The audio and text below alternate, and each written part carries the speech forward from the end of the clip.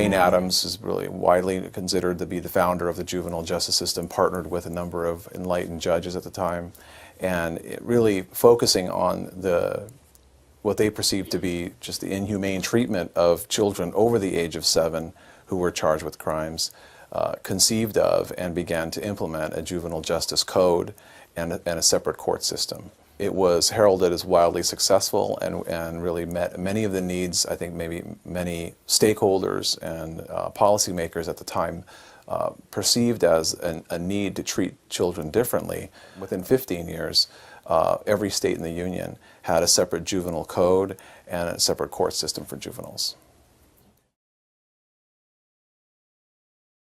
If you asked your great-grandmother, is there a difference between a 30-year-old and a 17-year-old? You know, any honest grandparent who could reflect on their own behavior when they were 17 years old could easily tell you, yes, there are clear distinctions between what you could expect in terms of behavior from an adolescent versus an adult.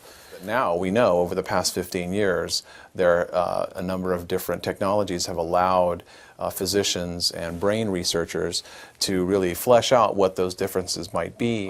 What they found is that there are two critical places where the brain is developing. The first is in the prefrontal cortex of the brain, which is the part of the brain that's responsible and you need in order to be more thoughtful and considerate and deliberative.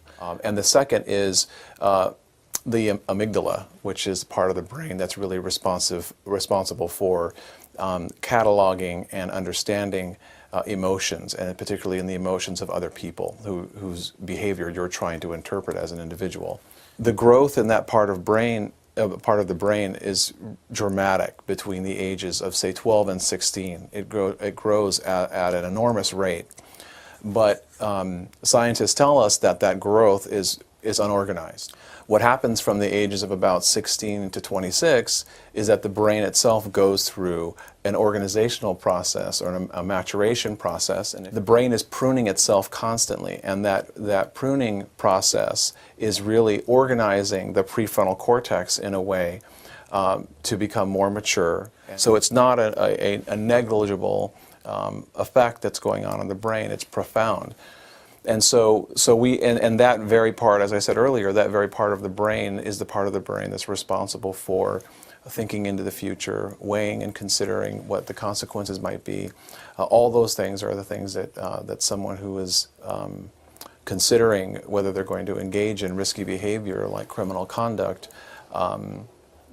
would need. And ironically, those are the very things that are being compromised at the time when they're being exposed to the most risk.